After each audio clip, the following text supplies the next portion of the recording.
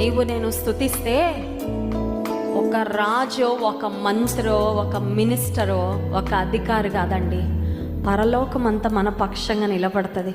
ఇది ఆలోచిస్తేనే ఊహకు కూడా అందట్లేదు. పరలోకము నీ పక్షంగా, నా పక్షంగా పోరాడుతుంది. ఎందుకంటే దేవుని వాక్యం సెలవిస్తుంది, ఆయన నిన్ను గురించి తన దూతలకు ఆజ్ఞాపించును. He will command his angels concerning you. నువ్వు ఆయన బిడ్డవు కాబట్టి, ఆయన రక్తం చేత కొనబడ్డావు కాబట్టి, అబ్బా తండ్రి అని పిలుస్తున్నావు కాబట్టి, దేవుని ఆరాధిస్తున్నావు కాబట్టి నీ కొరకు దూతలకు ఆజ్ఞాపిస్తాడంట, నా బిడ్డను చూసుకోండి, నా బిడ్డకి సహాయము. Do you know that heaven works for you? నువ్వు అనుకుంటున్నావా పరిస్థితులు అన్నీ నాకు వ్యతిరేకంగా ఉన్నాయని? పరలోకము నీ కొరకు నా కొరకు పోరాడుతుంది మన యేసయ్య యొక్క ఆజ్ఞను బట్టి. అందుకే వాక్యం సెలవిస్తుంది, మీలో ఉన్నవాడు లోకంలో ఉన్నవాని కంటే గొప్పవాడు.